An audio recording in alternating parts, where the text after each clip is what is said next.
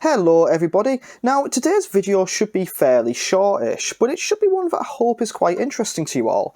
Now anyone who's been a subscriber to the channel or had a look through the history of the videos on here knows that I love my retro gaming. In particular, one of the systems that I'm a big fan of is the Sega Mega Drive. I never owned one myself as a kid, but friends had them, so I grew up playing the games and just falling in love with the system, the sort of style of it, the controller. There's something about it I absolutely loved. Now I do actually own one myself now, as anyone who's watched that video knows. I actually own a couple of them, and I do play them quite frequently, as well as the Sega Drive Mini. So that brings us to the subject of today's video. This is a book just released recently, written by Chris Scullion, who I follow on Twitter, and if you don't follow him already, go ahead and follow him. He's a games journalist and a writer about video games, and he has been producing these Encyclopedia-esque books. He's done one for the NES, and he's done one for the SNES, and the latest one is the Mega Drive and Genesis, and I believe he is doing one for the N64, as well as one focusing solely on platform games, which will be very interesting for people like me who grew up. You know, when you grow up in these sort of retro consoles, with like the Mega Drive and the SNES and that Amiga era, there was a lot of platforms around. So anyway, I just thought I'd kind of show off the book, do a kind of mini, I guess, review, preview type thing, and just show you all what's in there. I'll drop some links below for where you can get yourselves a copy if it does interest you. So what we've got here is a fairly solid hardback book, which basically features every single Mega Drive game made. And it just kind of gives you a little bit of history on the Mega Drive itself, some information about the writer's history with it, which is quite cool, and some little facts about the games. Not only that though, not only does it feature every single Mega Drive game in here, but it also has entries for the 32X and the Mega CD. So I'll just delve in and I'll kind of show you what we've got here. I'll just aim that a bit.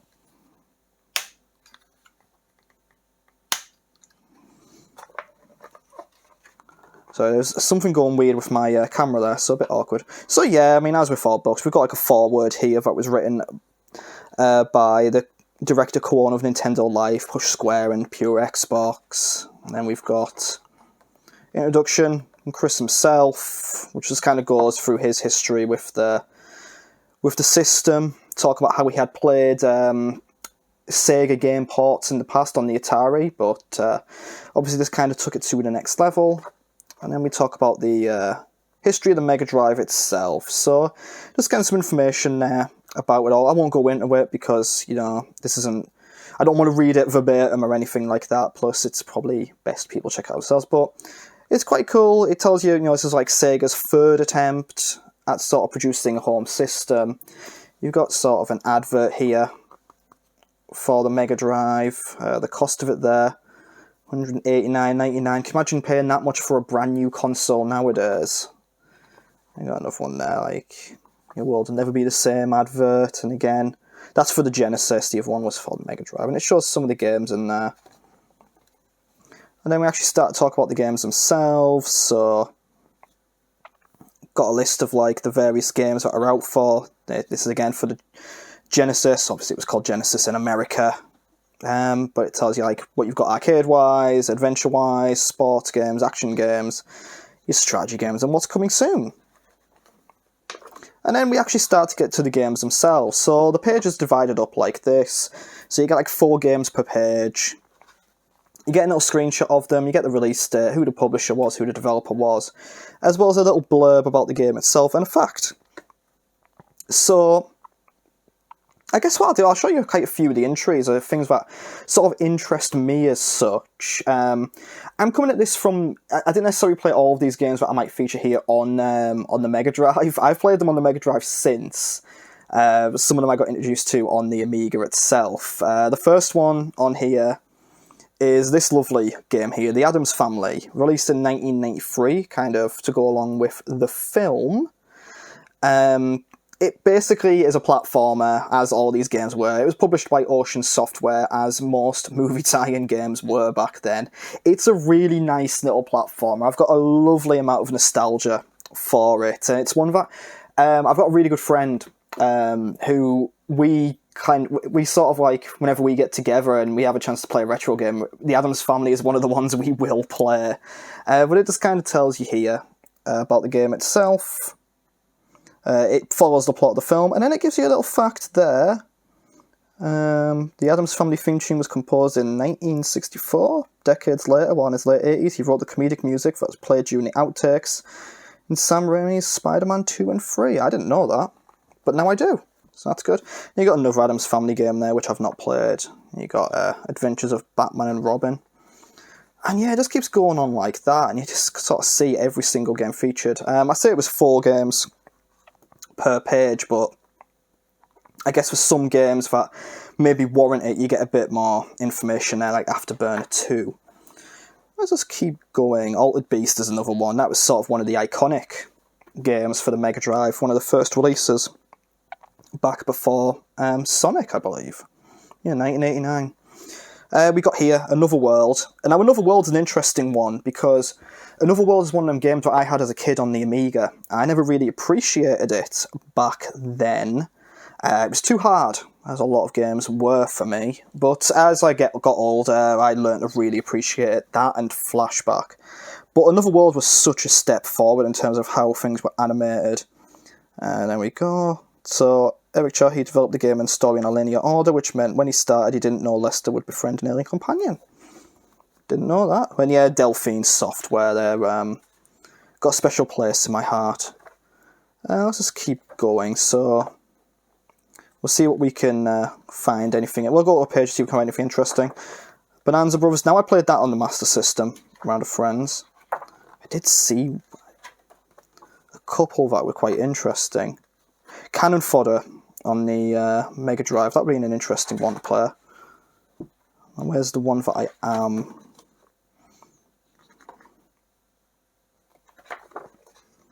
Chuck Rock. Great intro. Very hard game.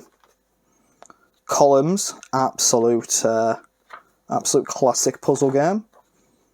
There it is. Cool Spot. I've actually got this now.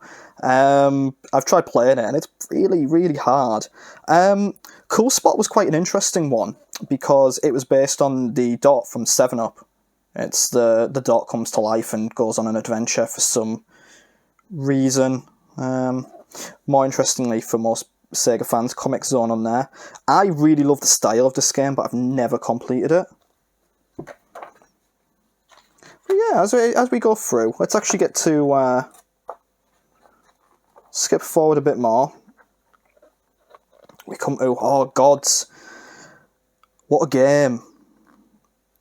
Great music in Gods. It was like, you know, Bitmap Brothers. It doesn't say Bitmap Brothers up there, but it says originally developed in the UK by the Bitmap Brothers for the Amiga and Atari. The Mega Drive port has a better colour palette and the musical score. But yeah, Gods, very, very good game. Golden Axe. So, yeah. Golden Axe, absolutely fantastic little beat 'em up. I'm rubbish at it, like I'm rubbish at a lot of beat 'em ups. Let's keep going. What we got? Let's get to Sonic. Let's have a look at how we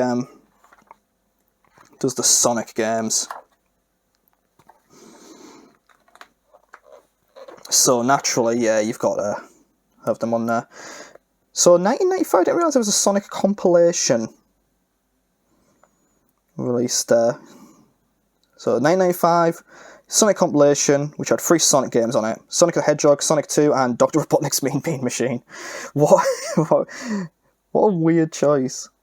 No Sonic 3 though. I guess because Sonic 3 was so big, but yeah, as you can see, Sonic gets quite a lot of dedicated space in here. I think I've mentioned before, Sonic 2 is my absolute all-time comfort game, along with Super Frog. But yeah, the entry there for Sonic 2. Well known that Tails' full name is Miles Tails Prower, but you'd be surprised at how many people still haven't realised that his name is a pun. So if you hadn't realised, there you go, his name is a pun. What fact have we got for Sonic 3? I bet it's Michael Jackson related, yeah. So there you go, yeah, that's one of my favourite rabbit holes to delve into. I think all the facts about it now came out, but I remember many years ago, it was still kind of, people weren't overly sure about the Michael Jackson connection to Sonic. And yeah, we've got Sonic and Knuckles there. And it just kind of tells you that you can insert any game and it'll bring up a blue sphere, which is my favourite Sonic bonus stage. We get 2 pages later. Cool Spot's back.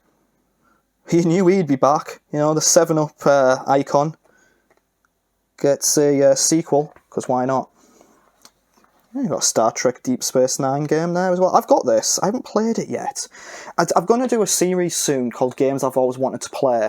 I'm going to start recording for it, and it's just going to be games from, like, a bit of a backlog, but it's ones that kind of have a bit of meaning. So look out for that on there. Now, that Star Trek Next Generation game, I think I have tried this. I think I got into a fight with a Romulan warbird, and I got destroyed and crashed into a planet. I love Star Trek, but God, the games. Ah, there we go, Streets of Rage. Again, I love Streets of Rage, I love the style of it. I've never completed Streets of Rage 1 or 2. I've not even played 3, so... But yeah, as you can see, it's just a really, really lovely book. It just, you know, it's really nice to kind of sit there and not only get a little bit nostalgic about the games that you've played, but also kind of have a look at what else was out there and kind of be a little bit surprised. You'd be surprised at how many games the Mega Drive actually had. So let's move forward a bit. So like I said, this also features the... Once we can get there. Oh, there we go, Zool.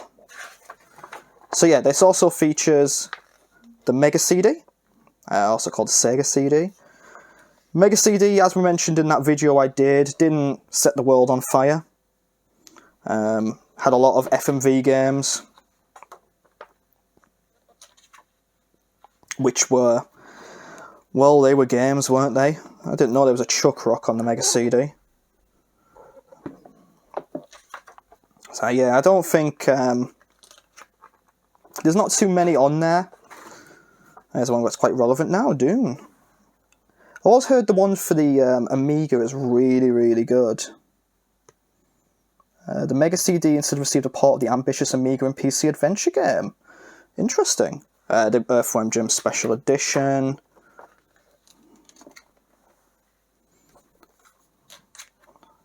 Yeah. That is fantastic. I've actually played... That's the one version of that I have played the most of, and very, very good. Good, great version of it.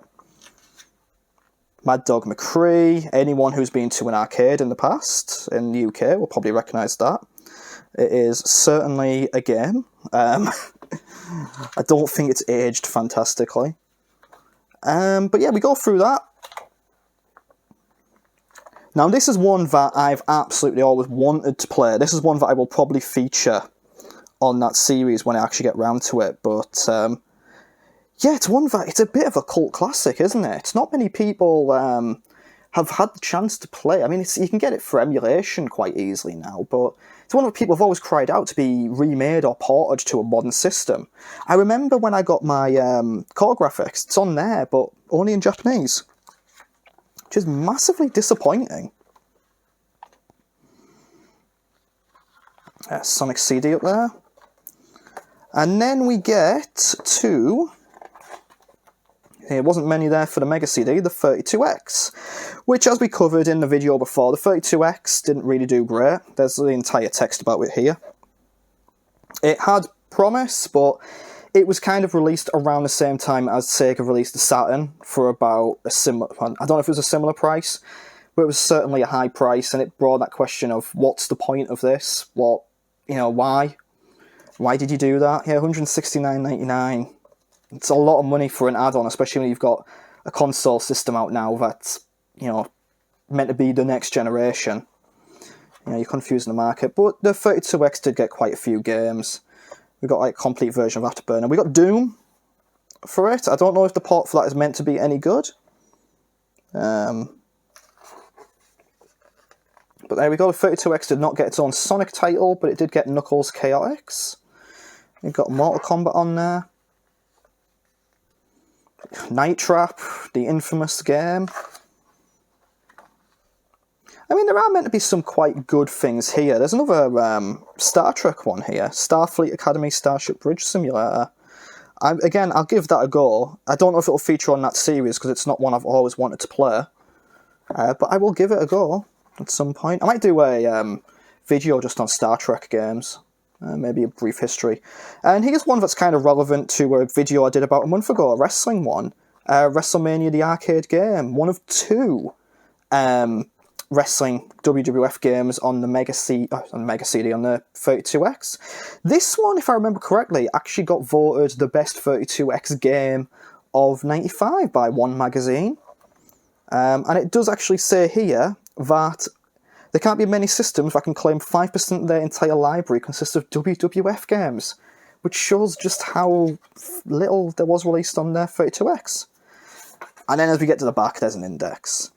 But yeah, it's an absolutely lovely little book, something you can just kind of, you know, you can just flick through and see, you know, the games that you grew up playing, or just have a look for anything. If you're into like emulation, I guess, it's be quite fun as well to just kind of go to an open page and go, oh, I'll pick that one to play, you know. I'll just kind of go, I'll have a look at Subterranea and see what that's like. You know, maybe you could find your next favourite Mega Drive game through it. But yeah, really, really lovely book. Going to sit really nicely, like kind of on your coffee table. Like I say, a nice little centrepiece there. And there's going to be more out, I believe, from him. He's doing the platforming book, doing an N64 one, maybe other systems. I'm not quite sure right now. But yeah, I definitely advise checking it out, especially if you've got an interest in those sort of retro systems, or if you love the Mega Drive yourself. So yeah, definitely worth checking out there. And like I say, I'll drop links in the description for where you can get it from. So yeah, thank you very much for watching. And I shall see you again in the next video. Don't forget to leave the usual likes, comments, subscribes. Let me know what your favourite Mega Drive games were, or retro games were, in the comments. And follow me on social media. Thank you very much. Goodbye.